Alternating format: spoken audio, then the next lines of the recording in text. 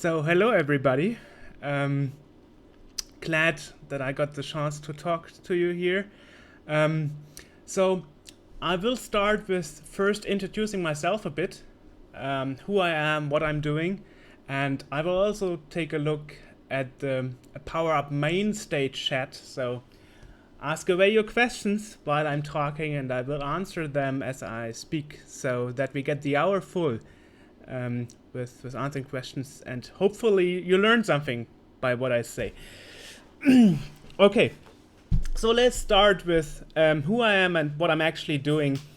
So, my name is Joerg Droege, as you just heard, and I'm from Germany. And I'm doing this whole video game industry journalism thing mainly as a hobby.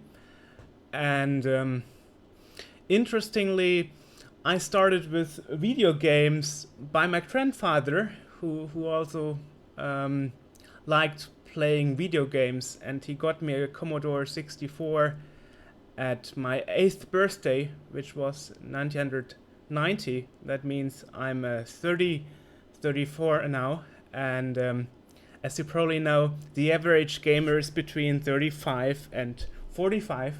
So I'm actually just in this statistical scheme of an average gamer. So maybe this is interesting to know. So I started with this Commodore hobby and this retro hobby, and in 2001 actually I got the idea, why not making a magazine for the Commodore 64 that would cover all the news from America and Europe, because that wasn't done before yet. And everybody was like, okay, this is crazy, making a magazine on a diskette for Commodore 64 in 2001. Why would you do that? That's a waste of time. So, over the times, it grew, and actually, we started out quite well. And then in 2012, actually, I started expanding it into interviewing tech pioneers via Skype video. So I thought, okay, why not? It's a good idea. Why not doing that? And so one of my achievements was that I was the final guy to interview Ralph Baer, who is known as the inventor of video gaming, home video gaming. And he unfortunately died at 92.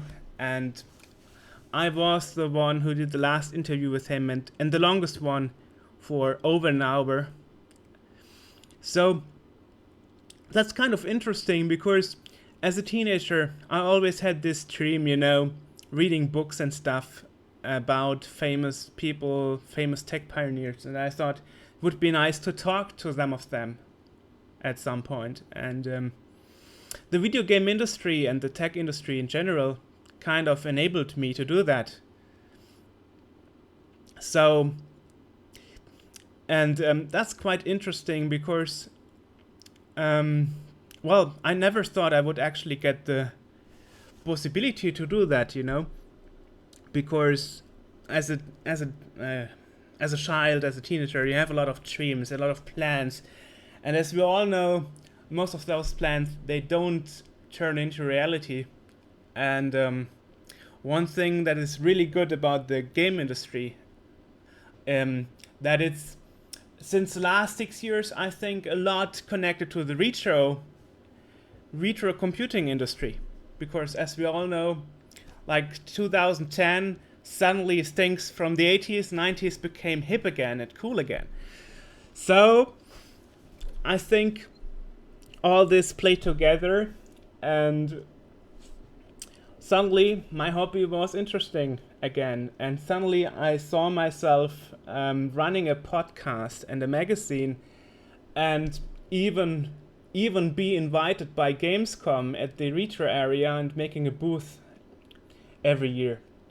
So maybe I should say in between, if you want to check that out, what I'm doing right now, or later on, we have a homepage at sceneworld.org, and also we have an entry at the English Wikipedia, if you search for Scene World, you can actually find all our history.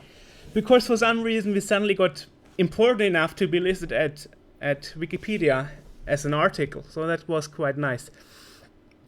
So anyway, so this whole thing, as I said, expanded into video interviews and also into a podcast. So that's interesting because suddenly I was talking to companies like 3D Realms or companies like Konami that I only knew from my childhood, or from playing video games from those companies, like Duke Nukem and stuff. And suddenly I was actually working with them, interviewing them. So what I do here is actually we have like two sections. One is like the history sections, where we cover history of tech pioneers and about their history. And the podcast is more about the recent things that people in the industry are doing right now. Yeah, well, I'm kind of living my dream. Yeah, but it's just a hobby. It's not my main employment. And that's so interesting here because the hobby really grew. So, yes. So, and I want to talk about that experience actually. So, what happened there from there on? Well, so as I said, we started with the video interviews in 2012, and then we had our booth at Gamescom, and I met people in the film industry and movie industry, more like I would say television people. And so it's interesting. So suddenly I found myself working at a project where I interview people from the game industry and the demo scene for a project, for an exhibit at the Film Institute of Frankfurt, Germany. For the that was part of the European Union to preserve to preserve all video games, to preserve culture.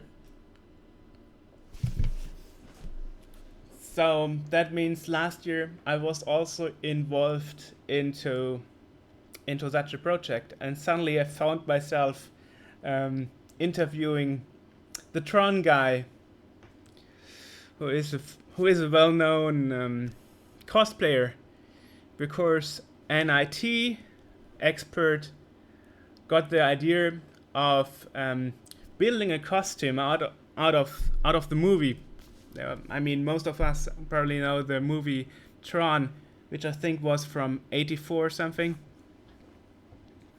Yeah, so suddenly I'm interviewing people like him and other people like from 3D Realms. Yes, and that's quite interesting also, I think, because if you realize that it was actually just a dream, suddenly it became interesting, and suddenly it became like the industry really wanted to know my opinion about something, So it also means that my life changed a bit. I mean, having your own booth at Gamescom, which is the biggest computer game fair in the world, and it's growing bigger each year. Actually, the tickets are already sold out for this year in Cologne, and it's supposed to be twice as big as last time from the visitor scale. So that means we will have a lot of visitors at our booth. And I also think it's interesting to see at an event like Gamescom how the audience changed for the video game industry. And I think this is interesting for you because I'm a child of the 80s and 90s. I was growing up with diskettes and cartridges for game consoles, and joysticks and so on. But if you look at how kids nowadays actually react on the Gamescom event, it's like they never saw a joystick before, they never saw a diskette before, and they are asking me like, what are you doing? So it's interesting. So actually, what we do there is we put on some computers there at our booth, and we do this together with a team, with a crew that is doing video game music on old retro games, on old Ataris. And I put on a Commodore 64 with my diskette magazine, and yeah, and well, I wouldn't say that the kids are too young to know what a joystick is or what a diskette is, It's not only that. It's also that most average parents, I would say, wouldn't teach their kids what was before them because it's probably not too interesting. But for me, as I have this retro hobby, I kind of live in the present and the past, because when people tell me, oh, the good old times, like the Commodore and like the Amiga, for me this is all still present, So it's kind of interesting. And I see also this change in the video game industry, like indie game development, what we are talking here in this conference this week. It's also going towards retro, blocky graphics, old concepts. We are going back to simple, it seems, Right. So I think this indie game development has a lot to do with retro gaming and with the old times from the 80s and 90s. So I also cover with my magazine, my podcast, a lot of indie development, And it's also interesting to see old video game labels coming back, like 3D Realms, like Cinemaware Retro, and other companies, I mean, just last year, Sierra relived, I mean, I remember Sierra as King's Quest, or as their ultimate pinball series, where that little monster would say Sierra at the beginning when you start the game. And now this is all coming back. And I think this is not coming back because of the young gamers, but because of the average gamer, which is between, as we know, 35 and 45. Because they remember those old labels and games from the past. And they see like, oh wow, I know this brand, I've seen this before. Right. So I think this is how the development goes right now. And hopefully for you as a listener, as a developer, as somebody as a part of the video game industry, you should have an ear on the audience and what they want and why they want it. I mean, I have seen this a lot of times recently, that the company from the old days would return with a new game, like, we do a new game. And then you have this problem that like half of the audience, half of the ratings is pretty bad and the other half is pretty good. And the question I was asked a lot of times is, why is that?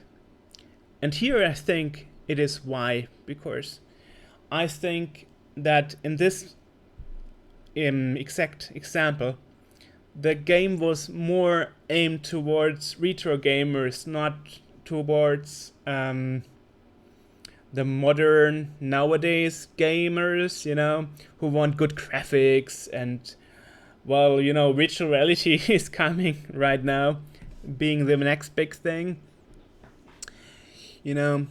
and so you see some certain types of games are more appealing to people who actually love playing on the Super Nintendo, And this is interesting because when I was scamming around reviews of that particular game without mentioning the name, to be fair here, I saw that the reviewers, from, let's say, ENG Romania or whatever, they would say, wow, this game is great because it reminds me of the Super Nintendo games that I used to play. Whereas the other reviewers, the younger ones, they were mostly looking for modern, most likely games. So yes, so I think as a game developer, it's pretty important to have a look at that. And it's kind of interesting because I'm seeing myself more in the middle. I mean, I'm a gamer, but I'm also doing this scene world journalism thing, and I'm also, as I said, running a booth at Gamescom each year. So I cover a lot of sites from the industry, and it's interesting to see a lot of angels and and developers and companies, video game companies, asking for my opinion. Yeah, that's quite nice. Well, so I'm supposed to talk about experiences, my experiences here. Well, yes, well, that's actually an interesting thing is also that I think the society changed kind of. And for example, I remember in the 80s, 90s, it was kind of, not so well seen when somebody was a gamer, a nerd or something. It wasn't so social per se. But nowadays you have things like cosplay and so on, and more media penetration, like on television, like YouTube also. So things are much more spread thanks to the internet. Yeah. Right. So, you see, I can already talk 20 minutes about such general things. So anyway, let's talk a bit about my most memorable moments, Interesting, for example, is to talk about the video game crash that happened in '83, and to think about what to do to not make it happen again in a way. I mean, as a game developer or as a gamer or general, as somebody interested in games, you always hear things like, oh, PC gaming will die soon. I mean, I'm hearing that since 2000, since 1996. And, that PC gaming will crash. Well, and now somebody else says in the chat, no, PC gaming's not going to die, consoles will. It's right, consoles have a single purpose, gaming, but somebody actually managed to put Linux on it. So you can turn that around and say, okay, game consoles can also be a nice productive computer in a way. Yeah, right. So anyway, I had this discussion too with pioneers in the video game industry, Um, right. Oh yes, yes, you're right. People actually put Linux on the PS3 once, and actually, for those to whom it was promised that it would run Linux, they actually got some money back recently. Yeah, it's those gamers who bought PS3 just for the reason that it allows to run Linux. So Google it and some press to get more info on that. So anyway, I wanted to talk about a video game crash and if PC gaming is going to die and so on. So I had a very good, interesting discussion about that topic, with David Crane, who was also one of the founders of Activision, which was the first third-party publisher, and I asked him, why do you think the video game industry crashed in 83? And he said he is single-handed responsible for that because he made it look easy in 83 to make good video games. And so at that Christmas 83, a lot of crappy games were released, and he explained it like fathers would go in the shop and say, okay, I can get one good game or I can get 30 for the same price. So I will get 30 because then I will be the hero of my child. And of course, those actually were crap. And so a lot of those games didn't sell, and that is why the whole industry crashed. Well, and then I was asking the same question last week when I did an interview Miss Nolan Bushnell, who was the founder of Atari and also did the Pong cabinet, and I asked him the exact same question, and he said no, he thinks it's because the Atari VCS hadn't have a successor, and everything was incompatible with each other, and there wasn't much progress in that area. And now let's connect it to the present. I mean, it was also not too sure until recently how the next PlayStation 4 will look like and if there will be a new generation, because then the question was, how much progress will there be? And just last week, at least in German media, it was discussed how much further can CPU development be? How much faster it can be? How much can the games improve? Or will they be at some point stopped and there will be no further development? If that happens, then maybe the video game industry would crash again. Well, let's hope this won't happen. So, well, and now somebody made a reasoning in the chat saying that maybe people will move more from consoles to PC. Yeah. Well, that's a good question. Will there be a movement again from the console to the PC? Well, for me personally, I don't have a modern console. For modern games, I'm using a PC. And for retro gaming, I'm using consoles. So maybe, yeah. Right. Alright. So, that was more the bit of the past and the past history. So what I'm doing right now. So where are we heading right now? That's the question. Right. So my plans right now for Scene World and what I'm doing right now, interesting right now, is we are trying to cover, as I said before, new things, new happenings in the video game industry, but also kind of focusing on the old. a kind of a mixture.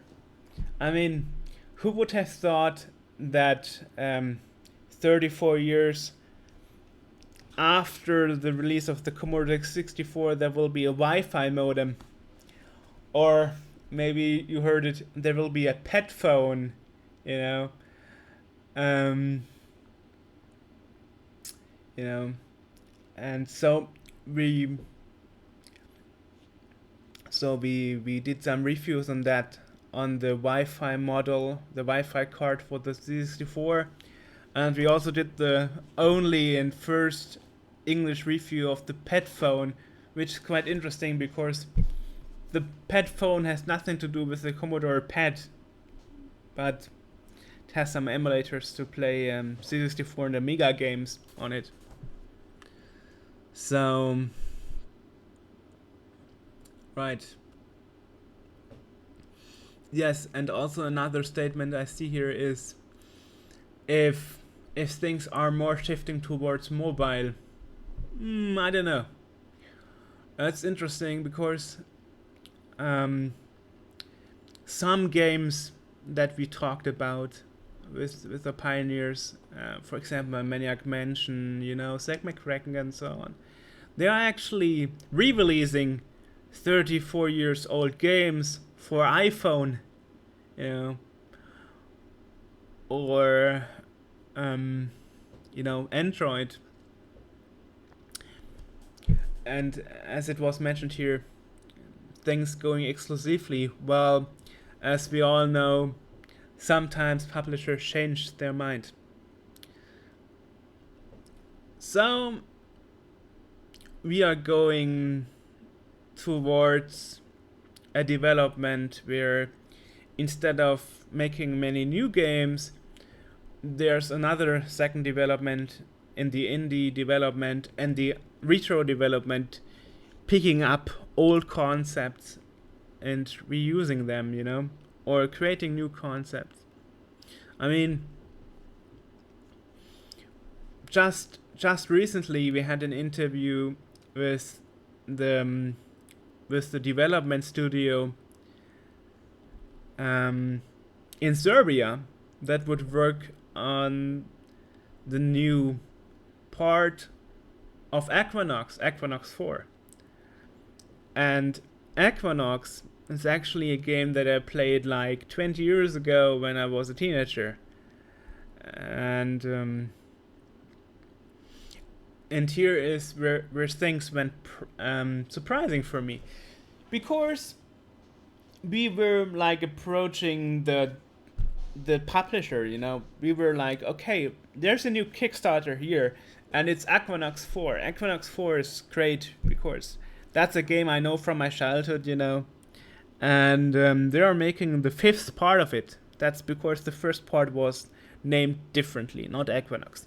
So anyway, what happened here is I contacted the publishing studio in Austria and asked if we could do an interview, with them about the Kickstarter, about the Equinox 4 coming up. And they said, oh, actually, we are not developing it ourselves. It goes to our underwater expert, Norbert, which is in Serbia. So it's funny because we did that interview, which is a video interview that can also be seen on our YouTube channel, youtube.themeworld.org, if anybody's interested. And like 2 or 3 weeks later, I had a phone conversation with the leading editor of a German PC games magazine, and he was telling me, at this point you released the interview for your retro fan podcast. You were actually the only one publishing anything on that topic, Equinox 4, because they wouldn't tell the normal press about it. So it's interesting that we were like kind of the first that were able to talk about the game. that was kind of an interesting thing here for me, because you know when you do a publishing thing like a magazine or a podcast or something, you don't know how things look like from the outside, because you do your thing, but you don't know how people actually react to what you do. I mean, of course, apart from comments on your YouTube videos or emails that we receive, but you don't know what other magazines are thinking. So it's what was quite nice to hear. Okay, we had an impact here, and also kind of the life changed a bit, for me personally, because suddenly I receive calls from abroad on my mobile. I'm like, who's that guy from Denmark again? Oh, it's from that game company, right? And for example, our main host on the podcast, HA, he was going to an old electronics store and buying some old, Commodore parts, some old retro parts, and they were like, your voice sounds familiar to me. Did I hear your voice before? Do you do anything on the internet? And he was like, yes, I'm doing this podcast for Scene World, the Scene World podcast thing. And yeah, Scene World, we have heard that before. We are actually subscribed to your podcast. We hear it every time. And he was like, well, really? Yeah, we have to keep up on that, So, and, normally you start pretty small with, okay, maybe you get like 100 subscribers, 300, 400, 600. And you look at the statistics and look, okay, how many people are actually listening to what you talk about, And suddenly you are like, wow, 4,000. Are you serious, And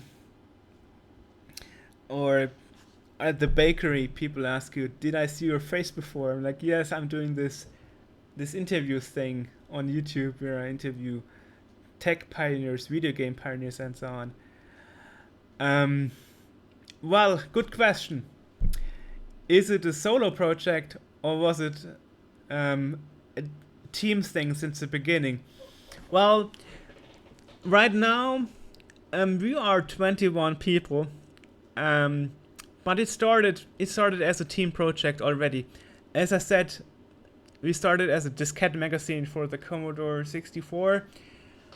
And so at the beginning we were like 5 people, then it started to become 10 people, then we became 21. And it's also worth to mention that many of us actually worked in that field, what they do right now for Scene World, before. So for example, our expert on video games and console games actually is a video game reviewer in real life, and our podcast host AJ actually was a radio host in his previous life, So so we are using the skills of our team members to unite and make this unique thing, and we have team members from all over the world. So we even have a team member from Lima, Peru. So actually I went to Lima, Peru in 2013 and visited him for 3 weeks, and some other friends I had in Lima. And that's interesting because a lot of people even don't know that there's indie development, retro gaming, retro computer scene in Lima, Peru. And well, so the team is kind of divided, Not everybody is involved in the podcast. Not everybody is involved in the Twitch show. Not everybody is involved in YouTube. and not everybody is involved in the disc magazine. It's kind of a how to say, separated thing. Well, not entirely. It's like the disc magazine. Everybody's working on all team members because that's our core thing. This is how we started. And this is also the reason why we are at Gamescom, because we are the only disc mag on Gamescom, and our task at Gamescom is to show people what a disc mag is. That there was something before the Kindle. There were electronic disc magazines on disc. So we have this big team where everybody is working on the disc magazine. And then we have this YouTube team that is actually doing reviews of hardware and software on YouTube videos. And then we have the podcast team, which is AJ and me, though the 2-people team for the podcast. And then we are also attending on fairs and meetings, and there everybody is doing that on the location where he lives. So for example, Gamescom I'm doing because I'm in Germany, and our editor from the Netherlands will join us too. So from the Netherlands and me, we are the 2 people that will be at Gamescom running the booth together with the video game guys. So as said, we have a combo booth there, Hans Highscore and SteamWorld. So we have music and the magazine on the same booth. It was very, very successful, and we had last year the luck to be right at the entry of the hall, so everybody had to see it when they were passing it. So this is how the team divides. So YouTube team, the magazine team where everybody's a member of, podcast team, and separated going to events. I think this should answer the team assignments question, hopefully. So, right. So this is how it's actually organized. As I said before, there can be more read about that on our entry on Wikipedia.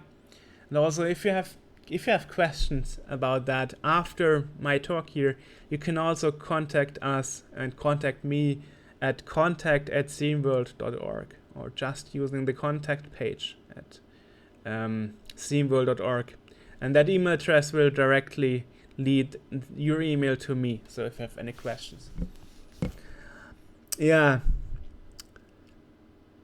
And yes, we've also got Twitter. So my personal Twitter would be Nafcom, Nafcom, which is also my nickname in the Commodore 64 scene.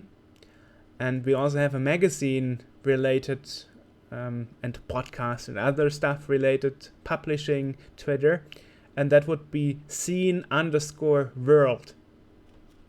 That are my 2 Twitter accounts. Right. Well, thanks for the 20 minutes warning.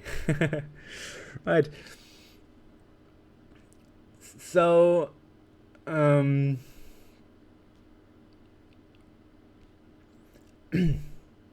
yes. So, where are we else? Yeah, as I said, we are on Twitter. We are also on all the other channels, like YouTube, like youtube.themeworld.org. And we are also on Twitch, which would be twitch.tv/sceneworld, if you want to follow us.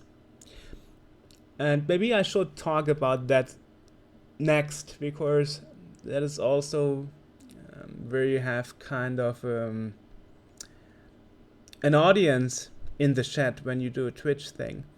And one of our most successful Twitch shows were actually two things. Once I made a Twitch show about Commodore 64 games played on the internet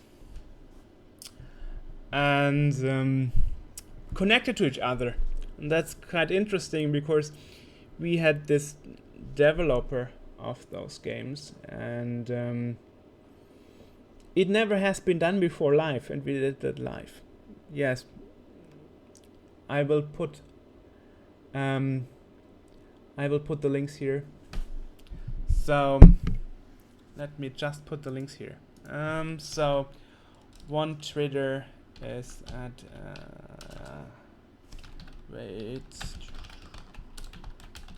This is mine here, twitter.com/navcom, and then is the second Twitter of the magazine would be twitter.com scene_world. Right. So that are the two Twitter accounts, and you can follow it.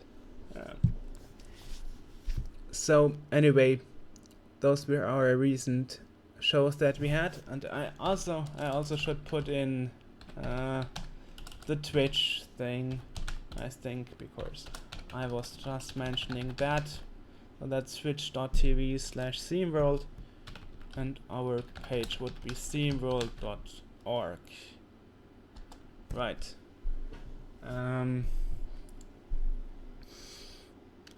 So, talking about experience before I end, maybe some interesting things, or maybe open question time. Are there any questions that you would like to ask now before I move on in the last 15 minutes?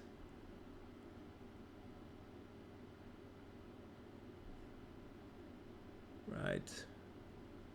Those are all the links. Thank you for the help. Yes, I'm new to that program, didn't use it before, so I'm just learning here a bit. Right, so somebody is typing. Let's see. Oh, right, okay. No, HTTP put in front. My bad. I thought it would auto-sense and adding it automatically.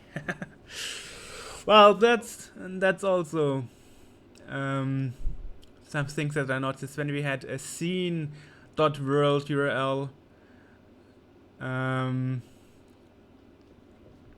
Facebook didn't know what's a .world. Is that even a domain? Right. Okay, so the question is, what are the struggles in starting SteamWorld? Well, the struggles were like, in 2001, everybody was like, okay, America is dead regarding Commodore 64 Retro. There's nothing interesting happening here. Why would you like to do that?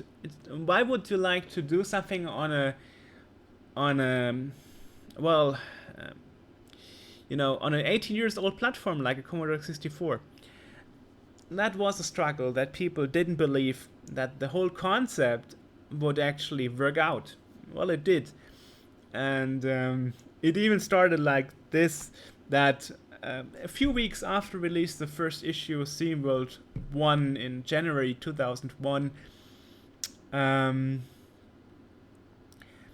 I was coming home from my education, from my educational school, and Mom was saying, there was somebody from the radio calling earlier. I'm like, why would somebody call from the radio? I don't know anybody from the radio.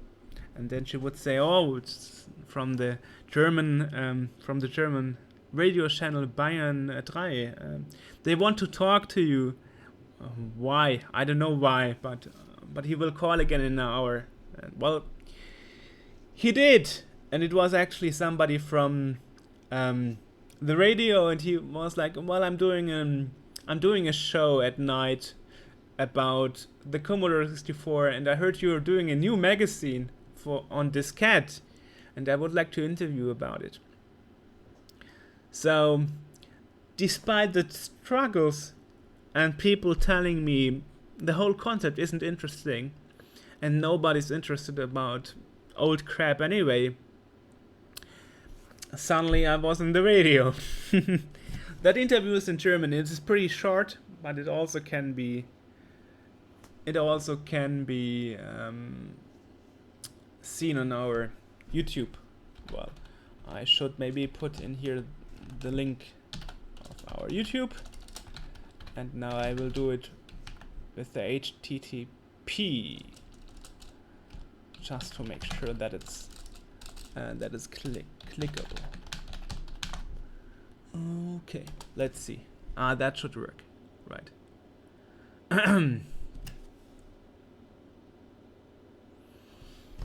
Right. So, any other questions so far?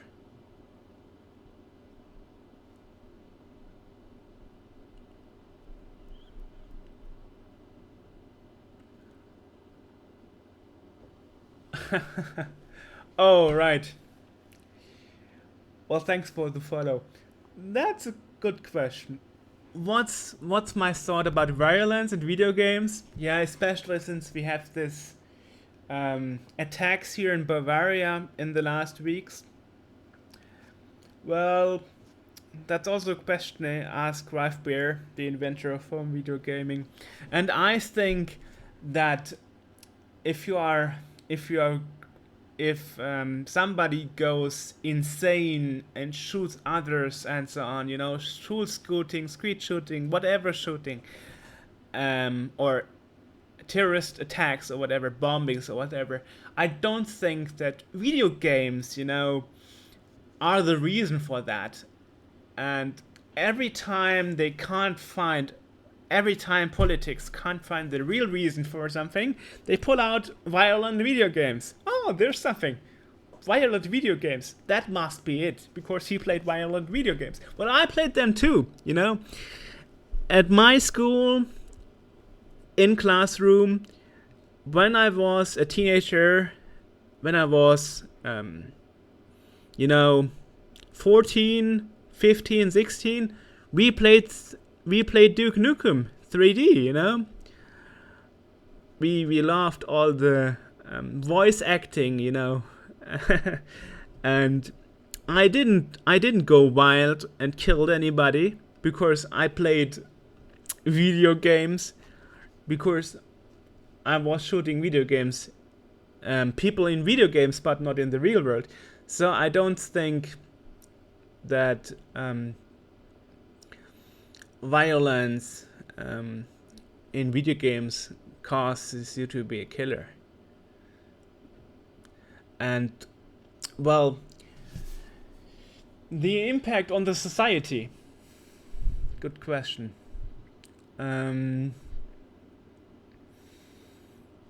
Well, I think did become our society more violent because of violent video games? I don't think so. I mean, I was playing Seawolf on the Commodore 64, that was also on the index. I mean, Doom is no longer on the index here in Germany, despite it was forbidden, to play by underage people. Yeah, right. And also a good point here, video games can actually be released for those with violent urges. Well, the thing is, yes, you can use it to release frustration. You can use it to release anger. It's true, everybody has that, and it's actually better to release them in a video game than punching a hole into your room's wall. Right. So, is the use case really restrictive, as they say? Well, that's actually the premium for judging video games. Depends. Okay, here's an example. There was Command & Conquer Generals. It was in 2000. 3, I think. And I was telling my dad, Dad, when the game is going to be released, buy it for me instantly. Because I fear, due to the war that's happening in Iraq right now, at that time, that they could remove it from the shelves. Because there are some missions in there, you know, anti-terror and, like missions in Iraq, missions as a suicide bomber.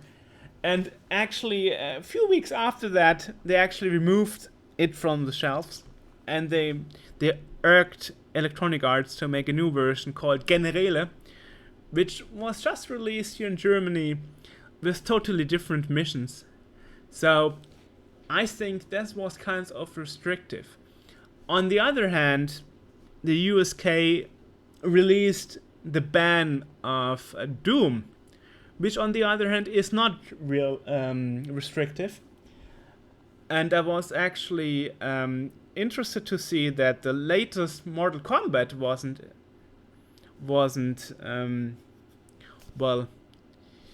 restricted over here in Germany, so I had no problem buying it. Right. So I would say it depends on the case. It's not an urban legend. Can depend. Alright. My opinion on the retro gaming being introduced to the younger generation, especially the mini NES console coming out. Yes, I've read about that. And I think it's such a bad deal. I mean, I had a lot more fun with the DTV, the Direct TV, C64, because it was a real C64 that you could connect on your TV, and you could actually solder on the connectors for the disk drive and load all your games, and actually have a modified one myself. So I think the retro NES console is a kind of a cash cow, because it doesn't allow you to plug in your game consoles, and I think it only has like 30 games on it. Not really all that great. Not all games are really good games there. So I think you really should get a NOAC device, NES on a chip device. So a portable NES instead. That allows you to plug in all your old games. That's my opinion. So rather get a NOAC device, NES on a chip device. A lot better than this NES console. But among my cycle, among the retro collectors, it's already said that the NES console is going to be a collector's item. So if you want something with value, get one now, right? It's also, I think it's good to have old console, old gaming appealing for younger generations, because I think they should know what games looked like back then, what diskettes are. Such things are important. Education in the past history is important, and this is why I'm very happy that I'm able to interview tech pioneers via video, Skype video, like Alexei Pechetnov who did Tetris, and I was actually making him watching me while I was playing Tetris live during the interview. This was a lot of fun. So yes, so I think it's important for the younger generation to know what was before they was born. Yeah, and that's my that was my answer to that question. Right. So, interesting remark about the Tetris music. Yes, actually I made that waiting music on my home phone. So when I put somebody on hold on the home phone, they can actually hear the Tetris music.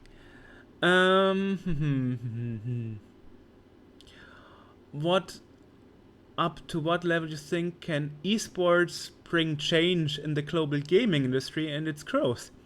Well, I think it's very important because if you watch my interview with Alexei Pechetnov, he actually did, I think it was 2 years ago in the summer, he released an esports version, especially for that purpose on of Tetris.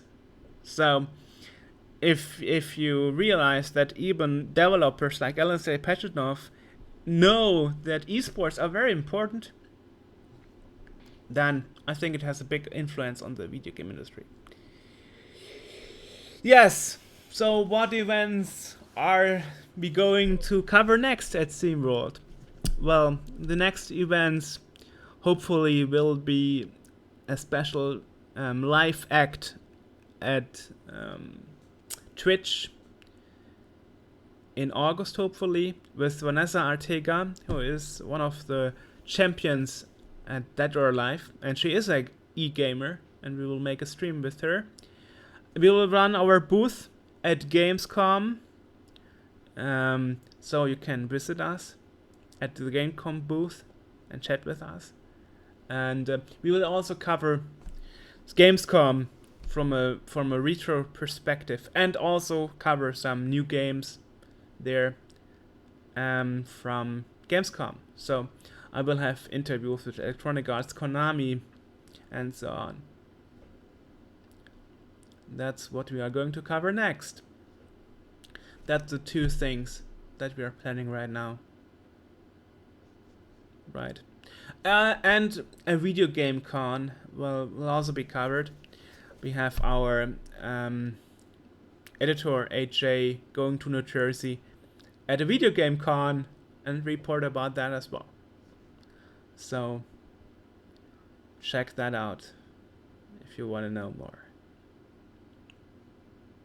Okay, so 2 minutes left. Final question.